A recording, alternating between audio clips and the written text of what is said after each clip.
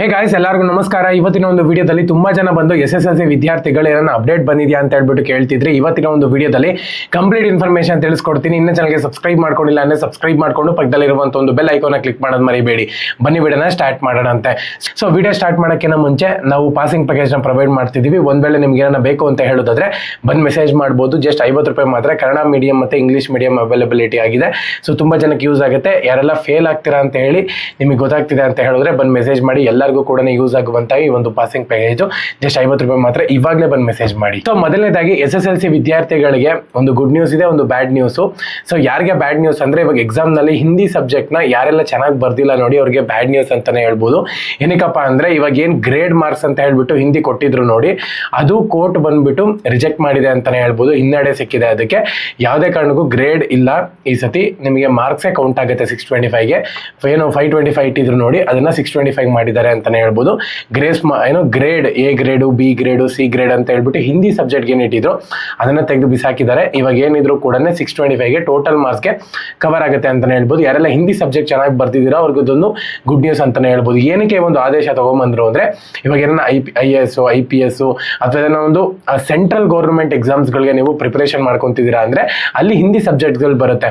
So ಇದರಿಂದ ಏನಾಗುತ್ತೆ ಅಂದ್ರೆ, ನಿಮ್ಮ ಒಂದು 10th ಮಾರ್ಕ್ಸ್ ಕನ್ಸಿಡರ್ ಮಾಡಿಕೊಂಡು ನಿಮಗೆ ಮೆರಿಟ್ ಲಿಸ್ಟ್ ಅಲ್ಲಿ ಆಗಿರ್ಬೋದು, ಸೊ ಪ್ರತಿ ಒಂದರಲ್ಲೂ ಕೂಡ ಫೋಕಸ್ ಮಾಡ್ತಾರೆ. ಸೊ ಅದ್ರಲ್ಲಿ ಹಿಂದಿ ಸಬ್ಜೆಕ್ಟ್ ಇತ್ತು ಅಂತ ಹೇಳೋದಾದ್ರೆ ನಿಮ್ಗೆ ಬರೀ ಎ ಗ್ರೇಡು, ಬಿ ಗ್ರೇಡು ಅಂತ ಹೇಳ್ಬಿಟ್ಟು ಸೆಂಟ್ರಲ್ ನಲ್ಲಿ ವರ್ಕ್ ಆಗಲ್ಲ.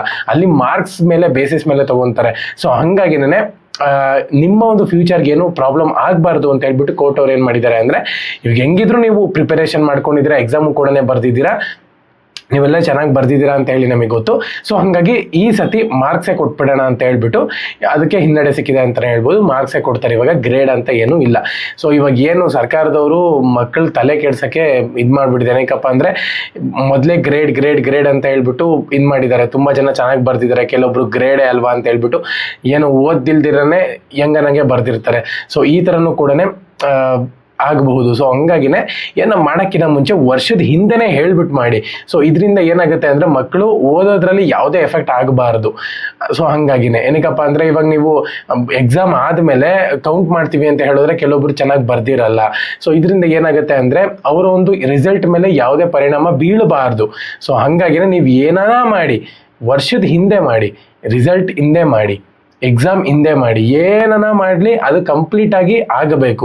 ಎಕ್ಸಾಮ್ ಆದಮೇಲೆ ಇವ್ರು ಅನೌನ್ಸ್ಮೆಂಟ್ ಮಾಡಿಬಿಟ್ರು ಅಂದರೆ ಇವಾಗ ಬರ್ದಿಲ್ದಿರೋರ ಕತೆ ಏನಾಗಬೇಡ ಹೇಳಿ. ಸೊ ಹಂಗಾಗಿನೇ ಸೊ ನಿಮ್ಗೇನೋ ಪಾಸಿಂಗ್ ಪ್ಯಾಕೇಜ್ ಅವಶ್ಯಕತೆ ಇತ್ತು ಅಂತ ಹೇಳಿದ್ರೆ ಬಂದು ಮೆಸೇಜ್ ಮಾಡಿ. ಪ್ರತಿಯೊಬ್ಬರಿಗೂ ಕೂಡ ಸಿಗುತ್ತೆ.